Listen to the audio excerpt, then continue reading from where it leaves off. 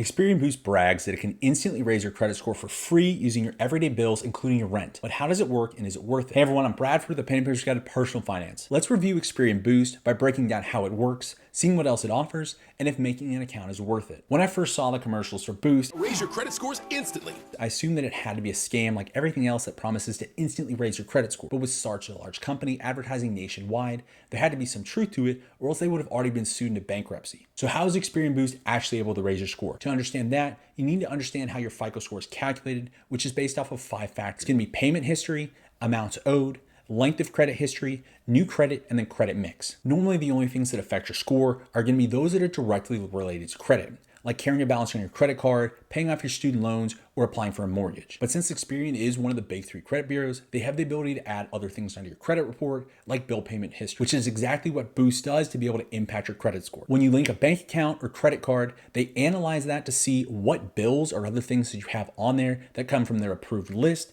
that they're able to use to apply as if it was a source of credit to your credit report. And since payment history is the most important factor when it comes to calculating your FICO score, if Experian can add some utility bills or rent payments onto your credit report and it shows a solid payment history, there's a very good chance that your credit score could go up. But your credit score going up isn't guaranteed. Your score could have no impact whatsoever, which is what happened to me when I made an account with Experian Boost, or there is a small chance that your score could actually go down. Fortunately, if it does lower your score, you can just go back on the Experian Boost website and remove those bills that you had added and take them off, and your score should go back to what it was before you did the Experian Boost process. Now, please note, anything you do with Experian Boost is only going to have an impact on your Experian credit report.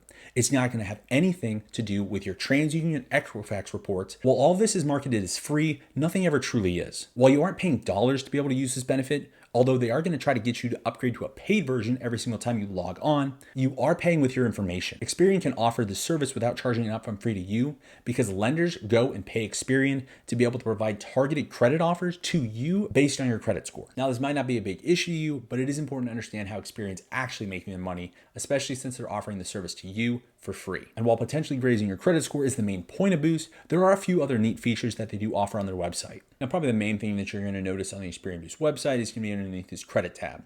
You can see your free credit report. Now, it's only going to be the Experian credit report. You can also see your free FICO score, again, which is only based on your Experian credit report, not your FICO score that is based on either TransUnion or Equifax. You also have options to see Experian Boost, which we've already talked about. And then there's going to be Experian Go, which is basically giving you some insight and literature to read on how you can actually raise your credit score. The other things looking on here is going to be protection. A lot of this is going to be identity theft and fraud, a free dark web scan, and then free personal privacy scan.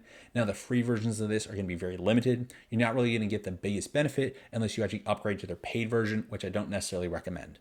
Some other things is going to be credit cards. Now, this is going to be the targeted credit card application section, and it works very similar as if you've used a website like NerdWallet, where you can look and see what are going to be the best things that are balance transfer, cashback, bad credit, fair credit, students, low interest, rewards, secured. All of this is going to be tailored based on what your credit score is and what offers you're going to be most likely to actually qualify for. And then aside from credit cards, you're also going to be able to see targeted offers based on loans, whether it's a debt consolidation, maybe it's a personal loan, student loans if you're looking to go to school, or an auto loan if you're looking to buy a new car or trade in the one that you currently have. Now, no surprise, basically all this is based on how you can actually use Experian Boost to raise your FICO score, which in turn is going to give you access to better credit cards and loans in general. But there are some other things in here that you can actually use to be able to help yourself out with your overall personal finance journey. And with all of that, is Experian Boost worth signing up for?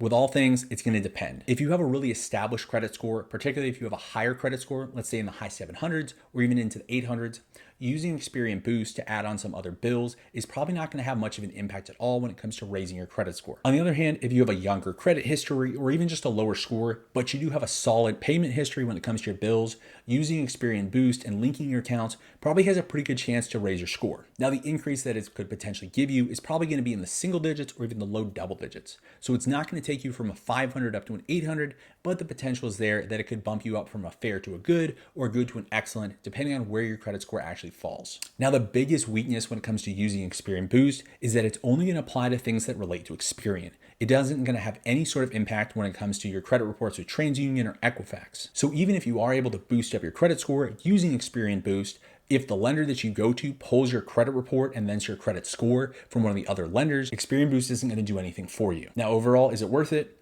I'd say at least sign up for it since it doesn't cost you anything monetarily, and at the very least, you're going to have another tool in your tool bag when it comes to working on your finances.